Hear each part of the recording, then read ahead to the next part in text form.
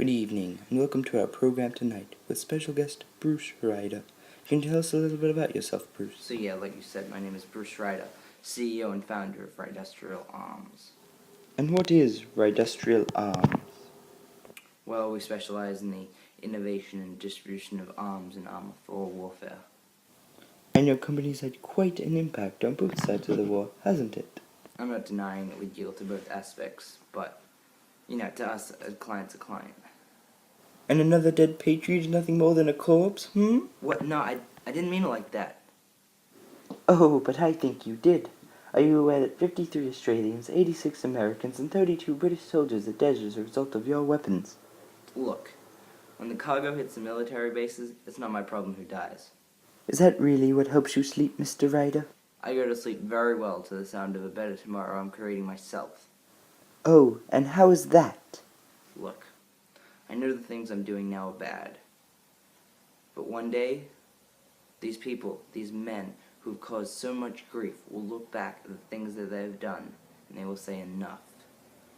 Great sacrifice is the only resolution to great conflict. Well, can you tell us a little bit about your new project? Well, the new thesis project is a new ultra weapon.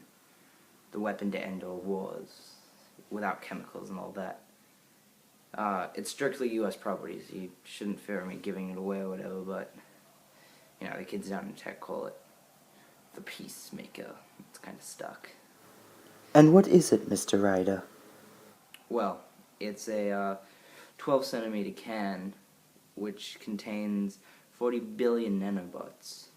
Once released, they spread within a 500 kilometer radius, eating everything in sight, including people. Wouldn't that put Allied bases under risk? We've created a neutralizer, a force field that destroys them on impact, if you will. So they'll be fine. What about civilian towns? Necessary casualties, you can't make an omelet without breaking a few eggs. These men and women are go down as heroes in their own country. But who will they be to you? Why are you so persistent in putting words in my mouth? Why are you so keen on lying to me? How did you begin in arms dealing? My father, I guess. He was a cruel man. Brilliant, but cruel all the same. Spent most of my childhood in his lab, and when he wasn't there, he was smoking his cigarettes. I both hated and idolized the man. But he was a Vietnam War veteran before he was ever my father, so I never really blamed him for the way he was. He came up to me one day, he said, if you ever want to do anything with your life, be someone, go into arms. Because believe me,